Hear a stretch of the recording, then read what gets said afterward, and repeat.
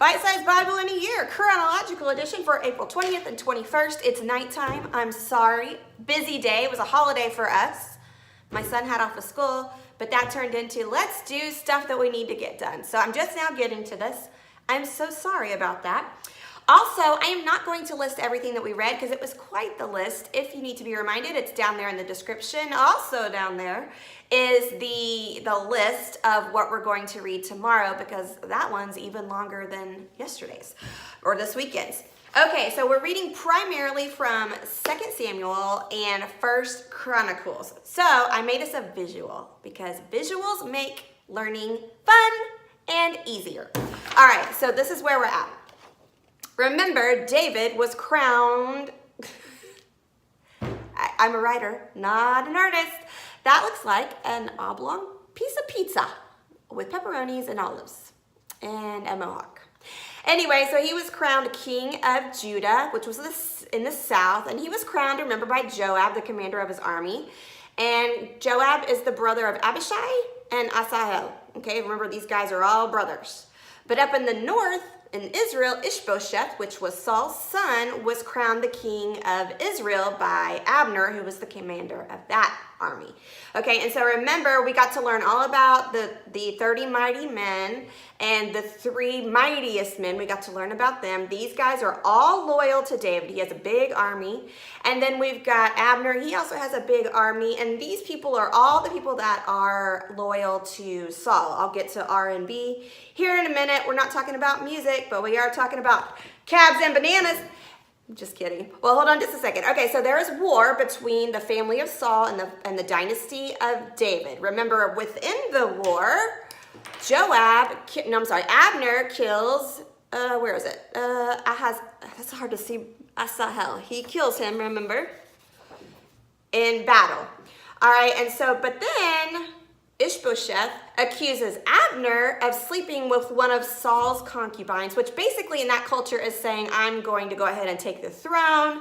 Abner gets mad and he says, well, I'm going over here to David. Woo, that is ugly, but you get what I'm saying. Hold on.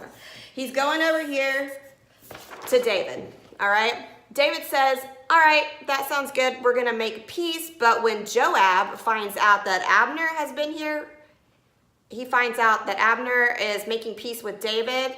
Well, Abner's the one that killed his brother. Remember, these guys are brothers. So then Joab then kills Abner, by Abner, all right? So Abner is now dead. Then all chaos breaks out over here because this guy's a pretty weak leader. He was really running things. So people start to freak out, and then Rechab, which reminded me of cab, it's a cab, and Ba'anah, which reminds me of banana. That's just the way that I remind myself and remember. These guys go ahead and they kill Ishbosheth, thinking that it'll please David, right? And then they come over here and tell David, hey, look, I killed him. And David, instead of saying, excellent, you've killed Ishbosheth, now I can rightfully take the throne that I was anointed to take a long time ago. What he does is he mourns instead. I'm drawing tears. Oh, I'm drawing tears. Okay, so he mourns. That's an eyeball. He's mourning. And then that's when we get to see the reason why David was anointed in the first place by God was because, remember, he was called a man after God's own heart. So, to wrap all that up and apply it to our lives, what I want us to think about today is David was commended for having a heart after God's own heart. He was a man after God's own heart. He had God's heart.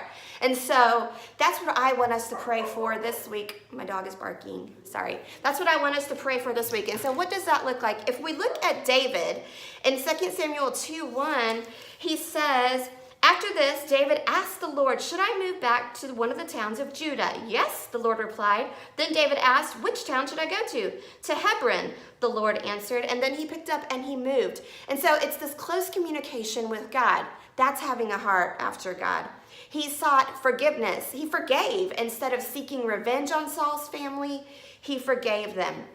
He was after God's plan instead of his own plan. He was after God's timing instead of his own timing. He was really waiting for God to put him in the court and not forcing the issue by killing everybody and trying to push his way in there. He mourned the death of an innocent man. He mourned the death of Saul. He had a love for Saul's family, a love for God's people. So those are the things that we can pray for this week. Or, God, give me compassion for your people.